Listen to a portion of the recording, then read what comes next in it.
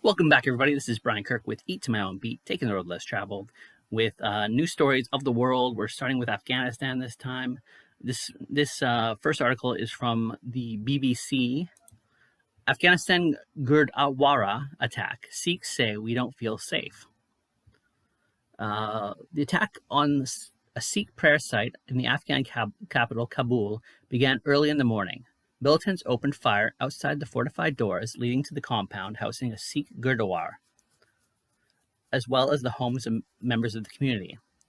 The assailants killed the security guard, armed with grenades, and then they managed to make their way inside, whilst Taliban members stationed at the nearby checkpoints rushed after them. My house is just in front of the Gurdwara. As soon as I heard firing, I looked out the window. People were saying attackers are inside. Guljit Singh Khosla told the BBC. It was chaos. Then all of a sudden, there was a blast from outside. A bomb hidden inside a car parked next to the Taliban checkpost, and when detonated, killing the unit commander and ripping through the surrounding shops and homes. The attack had begun around half an hour before daily morning prayers were to start. If it had been later, there would have been even more people inside, Mr. Khosla said. Afghanistan was once home to tens of thousands of Sikhs and Hindus, but decades of conflict have seen the number dwindle to a tiny handful. In recent years, those who have been repeatedly targeted by a local branch of Islamic State militant group. In 2018, a suicide bomber struck a gathering in the eastern city of Jalalabad, whilst another Gurdwara was attacked in 2020. At the time of the attack in Jalalabad, there were around 1,500 Sikhs. After that, people thought, we can't live here. Sukhbir Singh Khalsa more left after the attack in 2020, he added. By the time Taliban took power last year, there were less than 300 Sikhs. Now there are just around 150. All of our historical Gurdwaras have been martyred already, and now the only one that was left has been too. So far, there has been no claim of responsibility, but it appears that it's likely ISIL was also behind the latest attack. Afghanistan's Shia and Sufi Muslim minorities have also repeatedly been targeted by the group. ISIS is much less powerful than the Taliban and does not control any territory, but has been responsible for some of the deadliest attacks in the country's history. Overall, levels of violence in Afghanistan have fallen dramatically since the Taliban returned to power and ending their insurgency. But ISIS is undermining the Taliban's promise to have finally brought security to the nation. Khalid Zadran, a spokesman for Kabul police force, told the BBC that targeting civilians showed the cowardly nature of the attackers. Our comrades have sacrificed their lives for the Sikh community. It is their right under Islamic law and the state to be protected, he added. All the attackers were killed around 3 hours after the assault began, during which time intense gunfire and multiple explosions could be heard. At least one Sikh man and one member of the Taliban security force were killed. Wandering through the still smoking wreckage of the Gurdwara, Sikh community members said they were grateful for the Taliban's help in bringing the attack to an end. They do not feel safe and wanted to leave the country. We've appealed a lot to the Indian government to find a way to give us visas. We don't want to live here anymore, said Sukhbir Singh Khalsa. Those of us left here are only here because we don't have visas. No one wants to stay here. This has happened now. Tomorrow will happen again, and then a day after that. So we've got some pictures from inside the temple, which we will show. So you can see what that is. It's hard to find positive news that's coming from Afghanistan, and this is another negative thing. Hopefully we hear some more positive news in the upcoming weeks. And now we move on to Albania. This article is from Politico. Albanian PM, no EU membership talks soon, and it's Bulgaria's fault. Tirana. Albanian Prime Minister Edi Rama said he doesn't expect an EU summit next week to clear his way for a country to begin membership talks and place the blame on Bulgaria.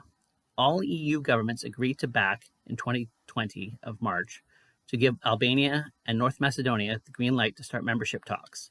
But negotiations have yet to go underway after Bulgaria insisted it wanted concessions from North Macedonia in bilateral disputes touching on language, history, and identity. Although Sofia's blockade applies only to North Macedonia, the EU has favored handling the membership bids of Albania and North Macedonia together, so Albania is effectively blocked too. The Western Balkans nations' predicament is a timely warning for the vagaries of the EU ascension for Ukraine, which is pushed in the midst of the Russian war to become a EU membership candidate at next week's summit. The EU gave that status to North Macedonia in 2005 and Albania in 2014, yet has failed to even begin talks with either country. German Chancellor Olaf Scholz visited Bulgaria last week in an effort to overcome Sofia's blockade ahead of the forthcoming summit in Brussels, which takes place on Thursday and Friday of next week. But in an interview with Politico, Rama made clear he was pessimistic. I don't have an expectation. I think nothing will happen. Albania and North Macedonia will not formally open talks to have ascension, he said, sitting in a brown leather armchair in his office in Tirana. Asked whether the EU leaders have signaled talks might begin soon, Rama said, "What signals can they give? It's not about them. Again, it's all about Bulgaria.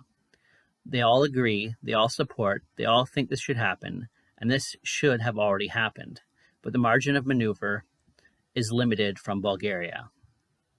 Rama, a former basketball player, 57, and a painter, who has covered the walls of his office with his own colorful artwork, said he did not expect Bulgarian leaders to change their position. So they had made the dispute into such a big issue that it is very hard to back down. It's a spiral. They have entered a spiral, and from this spiral, it is very, very difficult to come out, declared Rama, who will attend a meeting of the Western Balkan EU leaders in Brussels ahead of the summit. Bulgarian officials have defended their position, insisting they are simply asking North Macedonia to abide by previous commitments and seeking protection the rights of the Bulgarians in the country. North Macedonia, for their part, has declared it making good faith efforts to engage with Sofia and stressed that a bilateral dispute should not hold up the start of talks between the EU and a would-be member. Rama confirmed that if there was no progress this month, he will ask for Albania's membership to be treated separately from North Macedonia, a step the EU has so far been reluctant to take, with officials arguing it would be better for regional stability if the two neighbors could advance together. If nothing will happen in June, we'll ask to be separated from the couple that we lost in the translation. I'm confident that this would do. Then, if the EU leaders will agree or not, we'll see. The Albanian leader also said he supports French President Emmanuel Macron's idea of a European political community, an organization that would be open to both members and non-members of the EU. I think he's right. This should be done a long time ago, but because this is a visionary, Rama said, while declining to get into details about the form the community should take. This can't be discussed, but it's principle to have one of the political communities will organize itself in different ways. It's very important, and it's beyond the European Union that we have today, which is clearly not able to confront the challenges of the times that we are lying ahead. Macron framed in his plan partly as a response to the war in Ukraine, suggesting the proposed community would be a quicker way for Kiev to integrate into European political structures and then lengthy EU ascension process. Russia's war has also highlighted divisions in the Western Balkans. Some countries, such as Albania, have followed the EU, imposing sanctions on Russia, while others, such as Serbia, have not.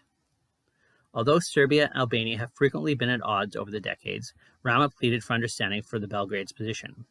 You have to understand that Serbia is a very different position than many others because of its history, because of its special ties with Russia.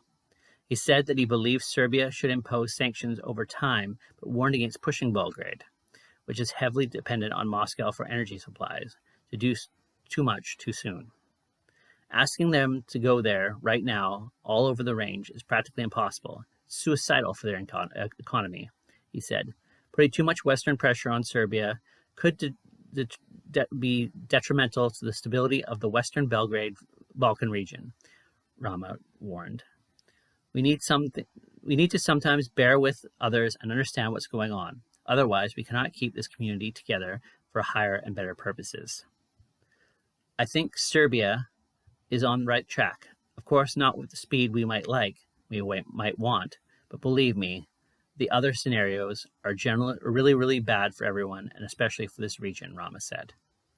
Like I said, that article's from Politico, and there is a couple pictures of German Chancellor Olaf Scholz with Bulgarian Prime Minister Kirill Petkov and the Albanian leader and Albanian Prime Minister Edi Rama against. So we're going to move on to our next country, Algeria. Okay, we move on to Algerian news. This is about the Western Sahara again from last week. We talked about it, and this one is from DW news stories. Will Spain face a gas crisis as Western Sahara conflicts flare up? Madrid's U-turn on its formerly neutral stance on the conflict has enraged Algeria. Trade relations have been frozen unilaterally, and cut in gas supplies to Europe could be down the pipeline. Perhaps it was by accident, but the coincidence was nevertheless striking. On the very same day Algeria suspended its friendship treaty with Spain on June 8th, some 113 African refugees landed on the shores of Spanish holiday island of Mallorca. The number of refugees who had set sail from Algeria was the biggest registered in a single day on this island this year.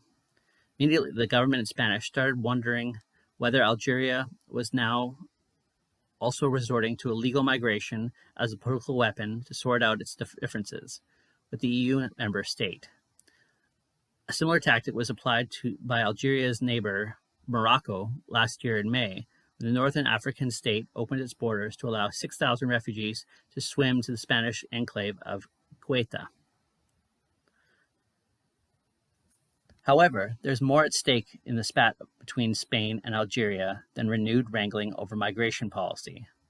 In the European Union, concern is mounting that the bilateral dispute might provoke a gas supply crisis in the southern periphery. And this at a time when the EU is desperately exploring alternative gas resources to cut its huge dependency on supplies from Russia. Algeria is Spain's second biggest supplier of natural gas and covers about 1/4 of the Spanish needs. The North African country is important for the whole of the EU, supplying a total of around 11% of the bloc's overall gas demand. Western diplomats have repeatedly warned that the authoritarian government of the President Abdelmadjid Tebboune in Algiers could pose a security risk to the EU energy policy by using gas as a political weapon, similar to Moscow's current efforts to counter EU sanctions. Latest developments have shown that the concerns in Brussels are not unfounded. In November 2021, Algeria shut off one pipe of the Maghreb Europe pipeline, or MEG, which links the Algerian gas fields via Morocco with Spanish-Portuguese gas grids. Annually, about 12 billion cubic meters of natural gas flow through this dual pipeline, with the Morocco also benefiting from gas for transit deal. What's behind this disruption of gas flows from North Africa is the ongoing dispute over Western Sahara, the territory occupied by Spain until 1975 when Morocco annexed it. Since then, the desert region has been claimed by Morocco and the indigenous Sahrawi family, led by the Polisario Front and backed by Algeria. Polisario is fighting for independence, and a referendum has support of the United Nations. Until 3 months ago, Spain had remained neutral in this political row regarding its formal colony, but in March, the Spanish government, led by socialist Pedro Sanchez, made a surprise policy U-turn. In a letter to King Mohammed VI of Morocco, Sanchez announced his support for this limited autonomy under Moroccan sovereignty, calling it the plan the most realistic basis for Western Sahara. Quite Naturally, Rabat applauded, while Algiers fumed. In relation to the Spanish decision, Algerian President Tebboune recalled his ambassador to Madrid and suspended the agreement for repatriation of thousands of Algerian refugees in Europe. In addition, the state-owned gas company, Sonatrach, said Spain now has to pay more for Algerian gas. Is reconciliation possible? A few days ago, President Tebboune chose to escalate the rift by suspending a 20-year-old friendship treaty with Spain. Moreover, he threatened to freeze trade between the two countries, but refrained from cutting gas supplies altogether. He argued that Spain's decision was a violation of international law and that the illegal occupation of the Western Sahara by Morocco cannot be tolerated. Reconciliation with Madrid was only possible, Tebboune added, if Spain returned to an international law and acknowledged the Western Sahara people right to self-determination. Madrid's policy change not only plunged Sanchez's government into more major dilemma, but it's likely to create a fresh conflict on Europe's southern periphery. This comes at a time when Europe's gas conflict with Russia is worsening, with a new front line emerging in the south. As the influential Spanish newspaper El País wrote recently. Meanwhile, the European Commission has stepped into the fray, warning Algiers against imposing an all-out Spanish trade blockade. The EU's executive arm threatened to push back the sanctions, which prompted President Tebboune to give in and announce the gas contracts with Spain and Europe would be honored. Even bilateral trade would continue without interruption. Nevertheless, a gas blockade remains the elephant in the room, and the EU and Algeria seek to normalize relations again. Despite Russia's war in Ukraine, Algiers has remained as a close ally of Moscow and has so far refrained from publicly denouncing the invasion. Russia's state-owned gas giant Gazprom is a major player in North Africa gas fields through the multiple stakes in various national operators. When the push comes to shove, nobody can say how President Vladimir Putin will use his strong leverage in the region. So that was an article from DW. There'll be some photos in this new story that you have seen already. And we move on to Andorra. Now we move on to Andorra, talking about Caldes, which is a project where they will have a new community area with restaurants, shops. There'll be a large water fountain and whatnot. So keep in mind this article has been translated from Catalan to English using Google Translate, so it might not make 100% sense. This article is from Bon Dia, local newspaper in Andorra.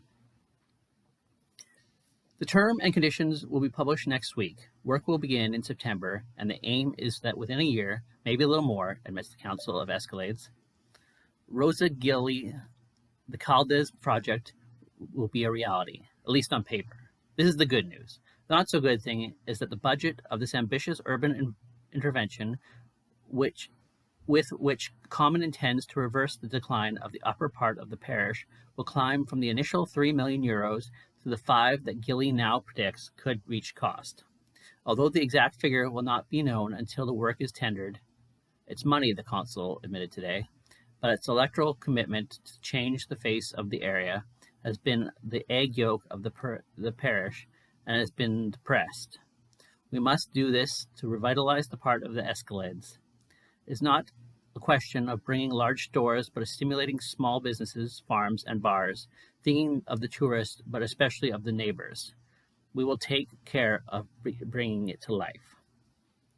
It should be remembered that this is not the first time the Common has intervened at the top.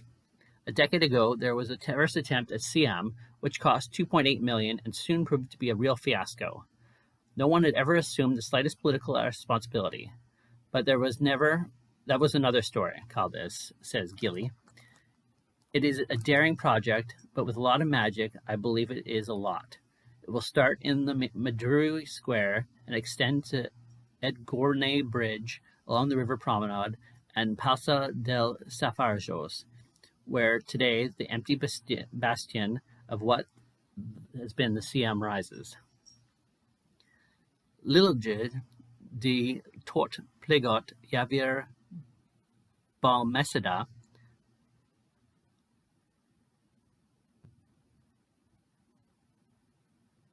sorry, that's in French, the so-called artistic part, which is conceptually justified because the labyrinth of pipes physically distributes water and symbolically identity. There will be another more strictly urban one, which has to participation of the architects, Robert Marti and Ivan Morante, both which emanates from the original idea of Balmeseda, and which the translated into the street furniture, benches, streetlights, but also in the pavement and the rearrangement of the spaces. Initially, obstacles and unevenness will be removed to leave entire sections of reasonably open. All they have to do is remember that Midru Square and the Laundry Square are like today, a real slamlon of rubble and unevenness with no known function other than making a noise. This will be a sustainable project. All this will go away. In addition, the Midru Square, now triangular, will be widened with a cantilever over the river, and the basements of the old Siam will be left one level without obstacles. The side walls will be removed from Roc de la Mette, where today almost manages to hide it from pedestrians. And beware, the elevated Siam footbridge will be dismantled. Today, an architectural barrier, it will be replaced by two more discreet and soft walkways. As for the pavement, which will stimulate the waves of the thermal water flowing from the Madru towards the Perche, the idea is that it will colonize Avinguda del Pont de la Tosca. It will be used to pacify traffic, probably reducing traffic on this stretch and cutting it in the specific cases. Balmeseda, Marti, and Morante have naturally taken into account the sustainability of the project. The water catchment will be 400 meters upstream and by gravity and will return to the river. That the faucets, the sculpture fountains, will consist of closed circuit, working in an urban space, Balmeseda said yesterday, involves many technical and urban conditions, such as the height and which of the railings, the promenade, and the taps must be mounted for safety. It has been necessary to find a compromise between the work of art and the regulations.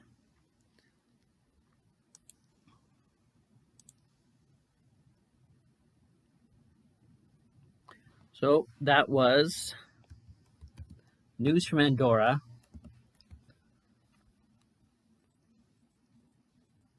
And we'll have a couple images for there to look at. And next we go on to Angola.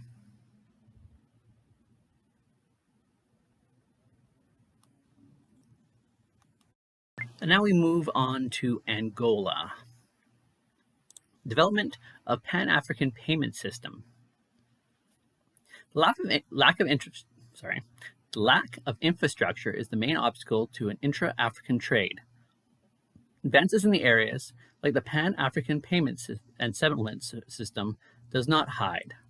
However, the need for more and better connections for goods to cross-border and development in the African continental free trade area. Despite the great effort that has been made, the African integration is very far from being achieved. One of the big problems is the infrastructure. Naturally, it is possible to start thinking about the efficiency of the payment systems and also the issues of credits between our banks, which does not exist. We are always independent on the foreign currency that works with its digital system. That is not the reason why economic interaction does not develop. Our biggest problem are the lack of infrastructures for the commercial exchanges. Jose Severino, president of the Industrial Association of Angola. The Pan-African Payment Platform started operating in an experimental mode 1 year ago. Angola received this Friday the Director General of the system and the Secretary General of the Free Trade Area. It is estimated that the platform will save an additional 5 billion euros per year in transaction costs. So that's some positive news from Angola. We'll continue to learn more about Angola every week on the news stories. And the next week, we'll be adding Antigua and Barbuda to the stories. So until next time, keep eating at your own beat, take the road less traveled, and have a great day.